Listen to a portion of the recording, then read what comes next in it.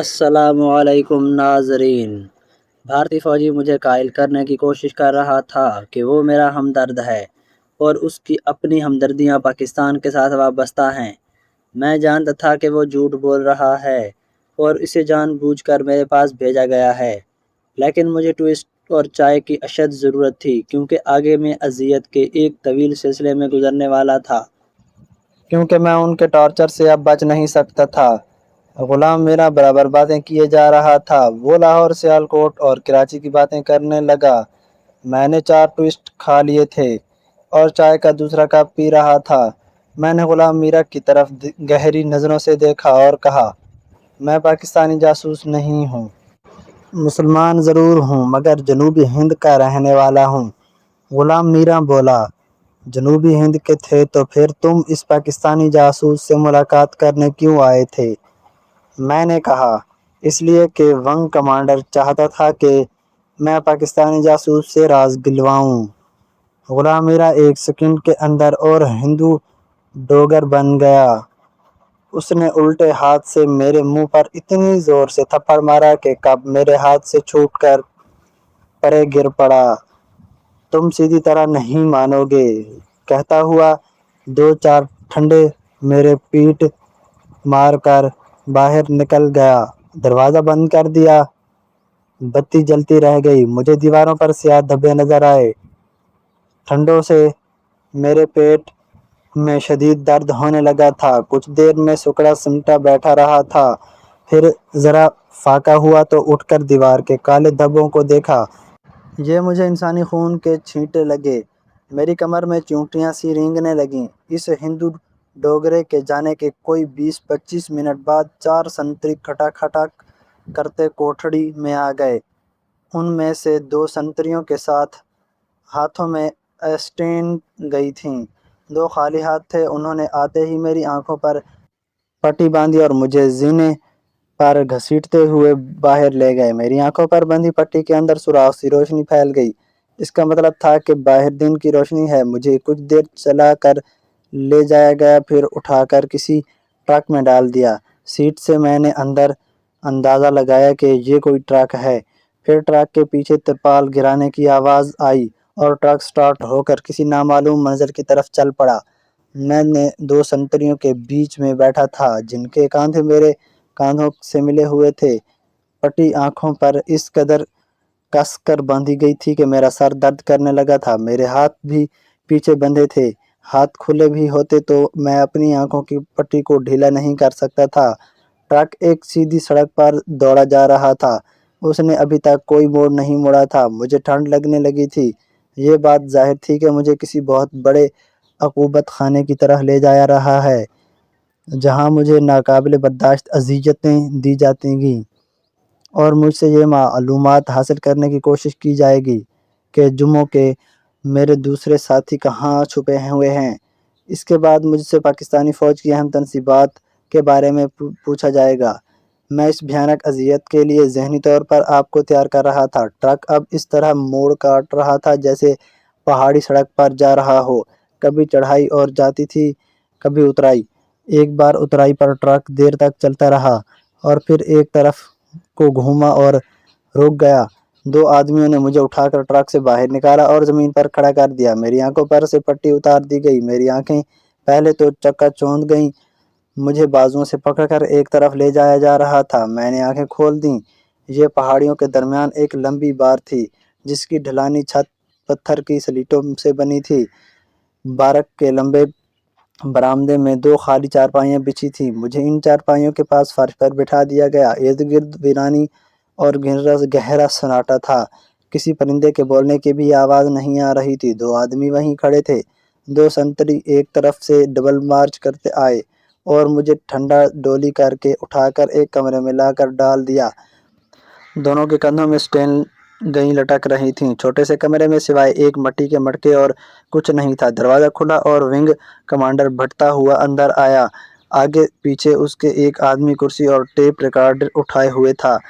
کرسی پر wing commander بیٹھ گیا۔ ٹیپ ریکارڈر فرش پر رکھ دیا گیا۔ مائک اس نے میری طرف کر کے کہا، گدھے کی اولاد، اپنے آپ سب دوستوں کو بتا دو تو بچ جاؤ گے۔ بولو تم نے کس کے ساتھ بارڈر کراس کیا تھا؟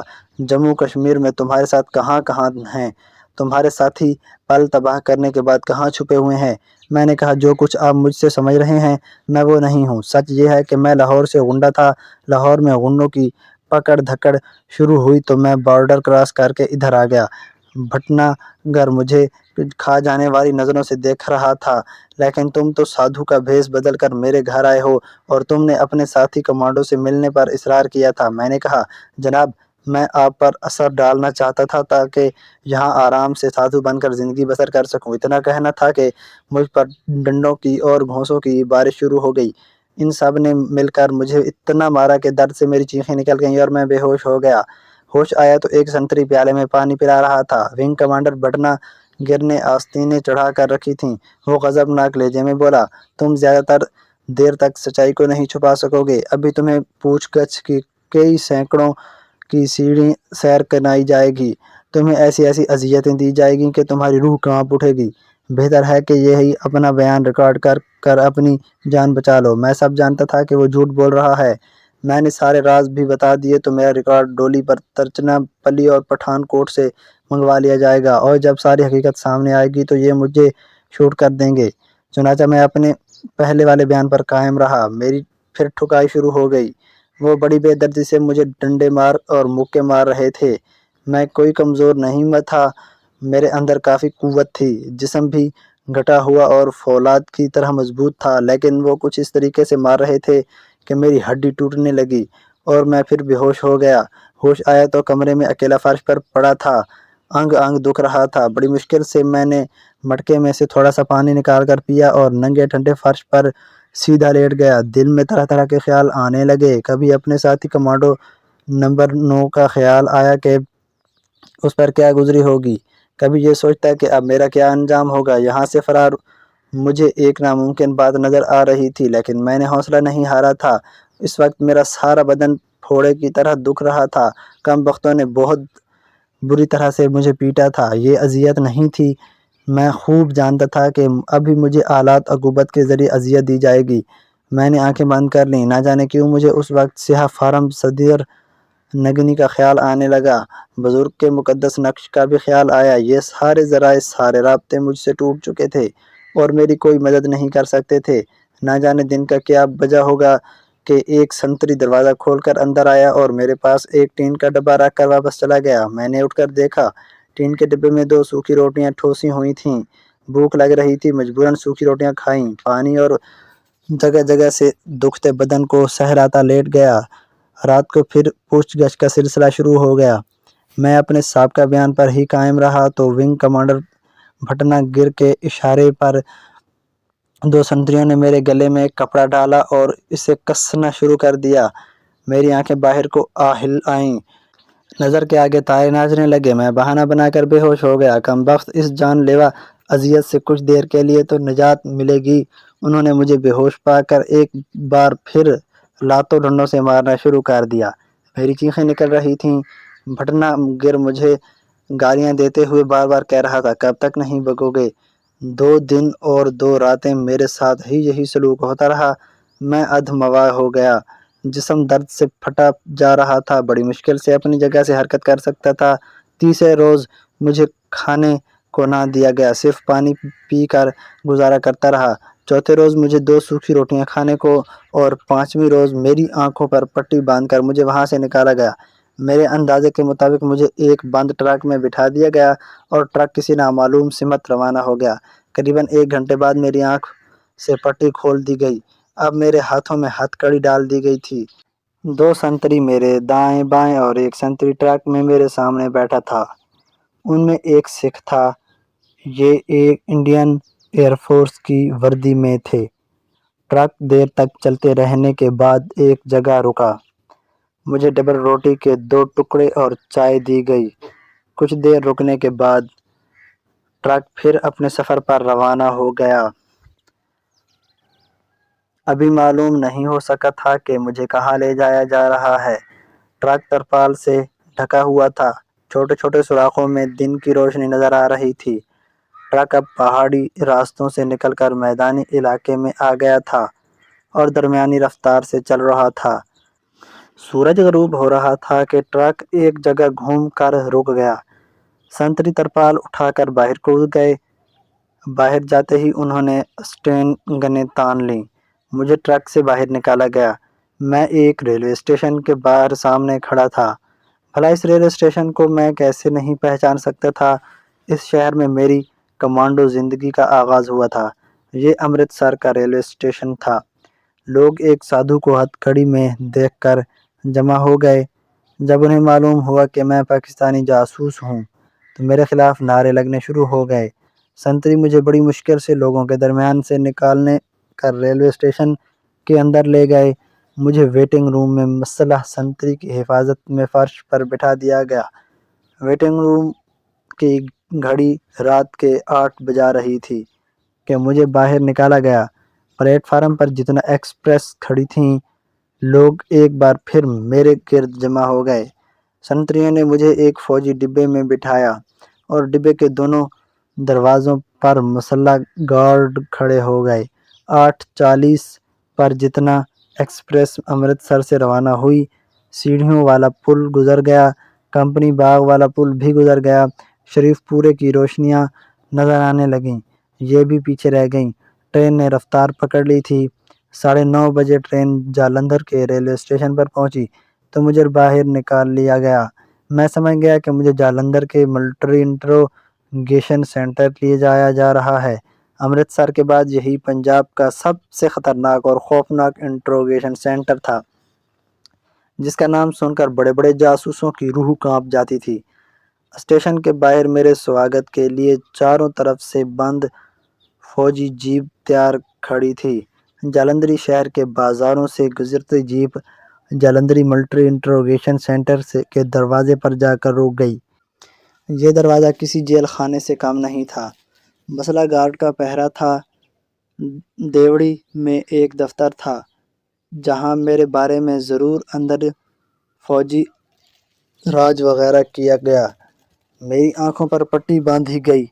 2 سفید پوش انٹیلیجنس والے مجھے ہتھ کڑی سمیت ایک طرف لے کر چلے۔ کئی ایک برآمدوں کی بھول بھریوں میں سے گزرا کر یہ لوگ مجھے ایک کمرے میں لے گئے جہاں انہوں نے میری آنکھوں کی پٹی کھول دی۔ چھت کے ساتھ دور سے لٹک رہے تھے اور دیوار کے ساتھ لوہے کا ایک اسٹریچر نما شکنجا پڑا تھا۔ مجھے دی جانے والی اذیتوں کا المناک باب شروع ہونے والا تھا۔ جالندھر انٹروگیشن میں مجھے جو اذیتیں دی گئیں انہیں یاد کر کے آج بھی میری روح کانپ اٹھتی ہے۔ میرے جسم کو آہنی شکنجے میں پھنسا کر کسا گیا۔ سارا دن مجھے چھت سے الٹا لٹکائے رہ گیا۔ میرے جسم میں پانی داخل کر کے پیٹ کو نوبت کی طرح بجاتے تو میری چیخیں نکل جاتیں۔ میں بے ہوش ہو جاتا تو میرے ہوش میں آنے کا انتظار کیا جاتا۔ ہوش میں آتا تو تشدد کا سلسلہ دوبارہ شروع ہو جاتا۔ میری حالت اتنی نازک ہو گئی کہ موت کی دعائیں مانگنے لگا، لیکن ان تمام اذیتوں کے باوجود میں نے انہیں وہ معلومات نہ دیں جو وہ مجھ سے حاصل کرنا چاہتے تھے، یعنی یہ کہ میرے ساتھ بھارت میں کہاں کہاں پر ہیں، ان کا خفیہ کوڈ کیا ہے۔ میں نے ایک ہی رٹ لگائے رکھی کہ میں رضاکارانہ طور پر اکیلا ہی جاسوسی کرنے بھارت آیا تھا اور میرے جہاں کوئی ساتھی نہیں ہے۔ اس کی وجہ یہ تھی کہ ایک تو انہوں نے مجھے جموں میں رنگے ہاتھوں پکڑا تھا، دوسرے یہ بھی بات ان پر کھل گئی تھی کہ وہ ہندو سادھو نہیں ہوں بلکہ پاکستانی ہوں، مسلمان ہوں۔ ان کے سامنے میں اپنے آپ کو بے گناہ ثابت نہیں کر سکتا تھا، بس اتنا اعتراض اور اعتراف ضرور کیا تھا کہ میں رضاکار جاسوس ہوں اور اپنے طور پر بھارت آیا تھا۔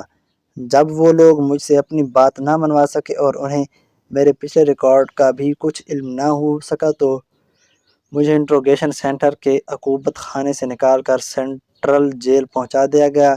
1 مہینہ مجھے پھانسی کی تنگ و تاریک کوٹھڑی میں بند رکھا گیا، پھر جرائم پیشہ قیدیوں کے وارڈ میں منتقل کر دیا گیا۔ چونکہ میں پاکستانی جاسوس مشہور تھا، اس لیے جیل کے ہندوؤں اور سکھ قیدی مجھ سے برا سلوک کرتے۔ آتے جاتے مجھے گالیاں دی جاتی۔ میں لوہے کی سلاخوں والی بیرک کے کونے میں چپ چاپ بیٹھا اور جیل کی اونچی دیواروں کو دیکھتا رہتا۔ اس دیوار کے دونوں کونوں پر اونچی مچانیں بنی تھیں جہاں سپاہی ہر وقت پہرا دیتے تھے، اذیتیں برداشت کرتے تھے۔ میں کمزور ہو گیا تھا۔ مجھے یہی بتایا گیا کہ میرا چالان ہی عدالت میں پیش کر دیا جائے گا، مگر وہ وقت نہ آنا تھا، نہ آیا۔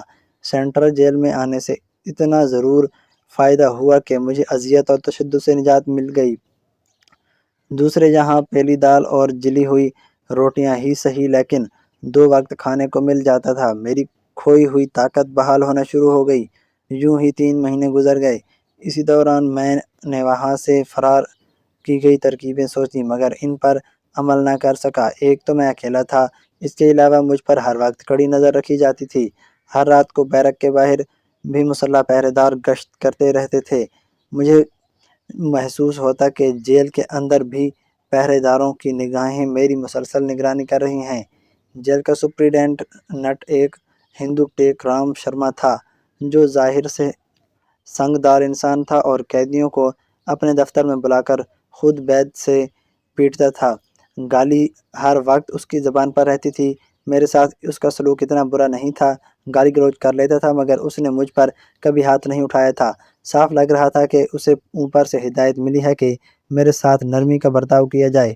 شاید حکام بارہ کو ابھی تک یقین تھا کہ اگر باہر میرا کوئی جاسوس ساتھی ہے تو وہ کسی نہ کسی روپ میں مجھ سے ملاقات کرنے ضرور آئے گا۔ ہفتے میں ایک روز جب ملاقات کا وقت آتا تو مجھے بیرک سے نکال دیا جاتا اور پہرے دار جان بوجھ کر ادھر ادھر ہو جاتے۔ میں ان کی اس چال کو بخوبی سمجھ رہا تھا لیکن اول تو وہاں میرا کوئی ساتھی جاسوس ہی نہیں تھا اور اگر ہوتا بھی تو وہ کبھی مجھ سے ملاقات کرنے نہ آتا۔ تاہم میں ملاقاتوں کے وقت جیل کے صحن میں چل پر پھر قیدیوں سے ملاقات کرنے والوں کا مشاہدہ کرتا۔ اب میں نے وہاں سے فرار ہونے کے منصوبے پر غور کرنا شروع کر دیا تھا، اگرچہ کوئی واضح ترکیب میرے ذہن میں نہیں آئی تھی۔ جیل میں میری ایک سکھ قیدی سے ملاقات ہو گئی جو ڈاکے اور قتل کے جرم میں عمر قید کی سزا بھگت رہا تھا۔ اس کا نام گھمن سنگھ تھا۔ اونچا لمبا ذات کا جٹ تھا، داڑھی کو اوپر کھینچ کر رومال سے باندھے رکھتا تھا، آنکھیں خونیوں سے جیسی مگر دل کا صاف اور بے لوث تھا، کھڑی بات منہ پر کرتا دیتا تھا۔ سپرنٹنڈنٹ جیل بھی اس سے ڈرتا تھا اور اس کو کبھی گالی وغیرہ نہیں دیتا تھا۔ گھمسن سنگھ سے سارے قیدی خائف رہتے تھے اور اس کی بڑی آؤ بھگت کرتے تھے۔ وہاں مشہور تھا کہ گھمسن ڈکیت نے 12 خون کیے ہیں۔ گھمسن سنگھ نے ڈکیت سے میری دوستی کی ابتدا ایک اتفاق حادثے سے ہوئی۔ وہ نابھا جیل سے جالندھر کی سینٹرل میں جیل لایا گیا تھا۔ اسے یہاں آئے ابھی 1 مہینہ ہی ہو گیا کہ ساری جیل میں اس کی بدمعاشی کی دھاک بیٹھ گئی۔ اس کی ملاقات کو بڑے بڑے اور ریشمی لاچوں والے امیر سکھ آتے اور اس سے روز باہر سے کھانا بھی پہنچ جاتا اور جب کبھی اسے شراب مل جاتی تو نشے سے مست ہو کر وہ بڑا دھم مچاتا۔ گھمسن سنگھ ڈکیت نے ایک روز شراب کے نشے میں سپرنٹنڈنٹ جیل شرما کو گالی دے کر کہا کہ اگر اس نے اس کے خلاف شکایت کی تو جیل میں رہ کر بھی اس کے سارے خاندان کو قتل کروا دے گا۔ شرما ڈر گیا اور گھمسن سنگھ ڈکیت کے سامنے آنے سے ہمیشہ گریز کرتا۔ ایک دن بارش کے موسم کے بعد کھلا تو سنگھ ڈکیت بیرک سے نکل کر پیپل کے درخت تلے اینٹوں کے چبوترے پر بیٹھ گیا۔ وہ قیدی اس کی پنڈلیاں دبانے لگے۔ گھمسن سنگھ ڈکیت اپنی داڑھی کو رومال میں باندھ کر اوپر چڑھا رہا تھا۔ اچانک ادھر سے میرا گزر ہوا۔ گھمسن سنگھ ڈکیت پشت میری طرف تھی۔ میں نے دیکھا کہ پیپل کے تنے میں سے ایک کالا سانپ نکل کر گھمسن سنگھ کی طرف بڑھ رہا ہے جو 2 مشکتی سمگسن کے مٹھی چابی کر رہے تھے۔ ان کی نظر بھی سانپ پر نہ پڑی۔ میں بے اختیار چلایا گھمسن سیاہ سانپ۔ گھمسن سنگھ اپنی جگہ سے اچھلا مگر اتنے عرصے میں سانپ اسے ڈس چکا تھا۔ پہلے تو سنگھ نے پتہ ہی نہ چلا مشکی بھاگ کے سانپ نے گھمسن سنگھ کی ران پر ڈسا تھا۔ وہ سر اٹھا کر اپنی ران کو دیکھتے ہوئے بولا، اوئے ڈنگ مار گیا ہے۔ سانپ کا زہر اپنا اثر کھانے لگا۔ گھمسن سنگھ کو چکر آ گیا۔ وہ بیٹھ گیا اور جہاں سانپ نے کاٹا تھا اس جگہ اپنی پگڑی اتار کر باندھ دی۔ کوشش کرنے لگا کہ لپک کر اس کے پاس آ گیا۔ میری تامل سیاہ محبوبہ سادھار نگنی کا دیا ہوا سانپ کا منکا اس وقت بھی میرے پاس ہی تھا۔ میں نے اس چیتھڑے میں لپیٹ کر اپنے بازو کے ساتھ باندھ دیا۔ برے سے برے حالات میں بھی میں نے اس منکے کو اپنے سے جدا نہیں کیا تھا۔ اس کے بارے میں ہر کسی کو میں نے نہیں بتایا تھا کہ یہ کالا پتھر میری والدہ کی نشانی ہے جو اس نے مرتے وقت مجھے دی تھی، اور کہا تھا کہ اسے اپنے پاس کبھی جدا نہ کرنا۔ خدا جانے کیوں یہ سن کر کسی نے مجھ سے اس منکے کے بارے میں پھر کوئی سوال نہیں کیا تھا۔ میں نے انٹروگیشن سینٹر میں جان لیوا تشدد برداشت کیا۔ اس وقت بھی یہ منکا میرے پاس ہی رہا تھا۔ میں نے گھمسن سنگھ کو لیٹ کر جانے کا کہا اور بازو پر بندھا چیتڑا کھول کر منکا نکال کر گھمن سنگھ کی ران پر اس جگہ رکھ دیا جہاں سانپ نے کاٹا تھا۔ وہاں شور مچ گیا، قیدی جمع ہو گئے، سپاہی اور پہرے دار بھی آ گئے۔ میں نے یہ کہہ کر کسی کو قریب نہ آنے دیا کہ میں نے سلیمانی منکے پر دم پڑھ کر سانپ کا زہر زائل کرنے کی کوشش کر رہا ہوں۔ سدھارنگنی کے سانپ کا منکا انتہائی سریع الاثر تھا۔ اس نے دیکھتے ہی دیکھتے سانپ کا سارا زہر چوس لیا۔ گھمن سنگھ کو بیرک میں لے کر جا کر اٹھا دیا گیا۔ سپرنٹینڈنٹ جیل اور وارڈن بھی وہاں آ گئے۔ گھمن سنگھ کا بیان اور میرے علاوہ مشکی قیدیوں کی بھی شہادتیں قلمبند کی گئیں۔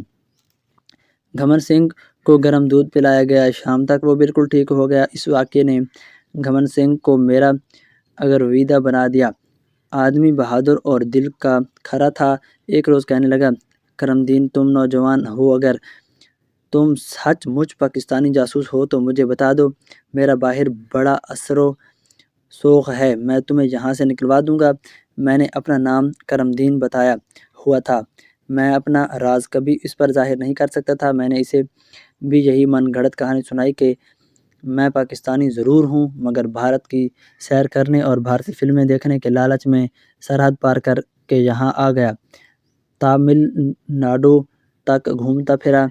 جموں میں پولیس کو مجھ پر شک ہوا تو سادھو کا بیس بدل کر کشمیر کی سیر کرنے کا ارادہ تھا کہ پولیس نے پکڑ لیا۔ گھمن سنگھ مجھے اپنی لال لال آنکھوں سے گور رہا تھا، مسکرایا اور بولا، آدمی تم بڑے پکے ہو۔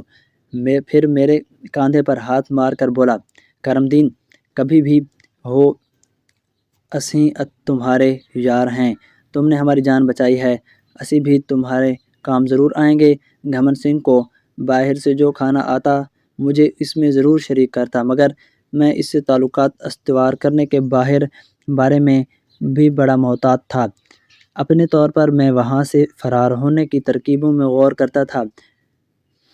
ایک دن اپنی بیرک والی کوٹھڑی کے باہر بیٹھا دھوپ سینک رہا تھا کہ جیل کا اسسٹنٹ وارڈن وہ حوالداروں کے ساتھ ایک بدحال قیدی کو گھسیٹتے ہوئے لایا اور میرے ساتھ والی کوٹھڑی میں اسے دھکا دے کر گالی دی اور کہا، یہاں سے اب تیرے پاکستان کا صدر بھی تجھے نہیں نکال سکے گا۔ یہ کہہ کر وہ لوگ چلے گئے۔ پاکستان کا نام سن کر میرے کان کھڑے ہو گئے۔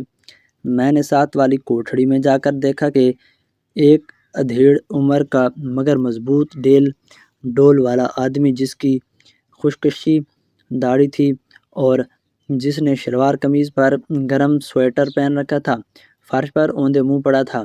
میں نے اس کا چہرہ اٹھایا تو اس کے ہونٹوں سے خون بہہ رہا تھا اور ماتھے پر نیل کے نشان تھے۔ اسے بہت مارا پیٹا گیا۔ میں نے کہا، تم کون ہو؟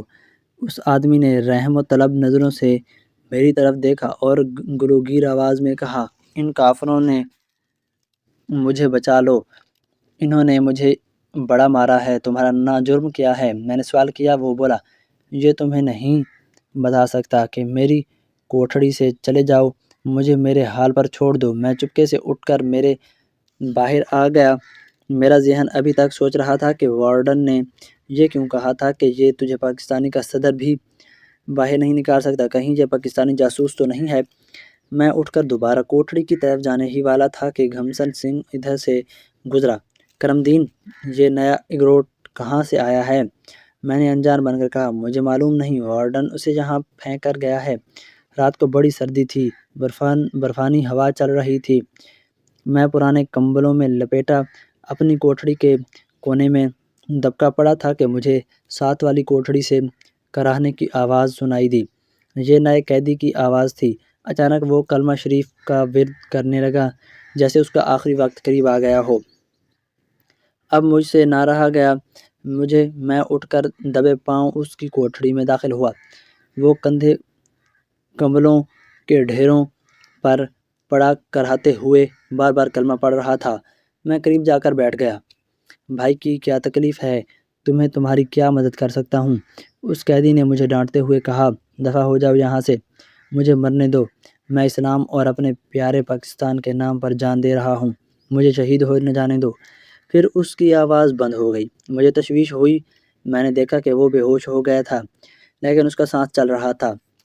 میں نے بیرک میں گشت کرتے ہوئے حوالدار کو جا کر صورتحال بتائی تو اس نے مجھے گالی دے کر کہا، تم چاچے لگتے ہو اس کے، وہ بھی تمہاری طرح پاکستانی جاسوس ہے، مرتا ہے تو مرنے دو، چلو اپنی کوٹھڑی میں، اب باہر نکلے تو شوٹ کر دوں گا۔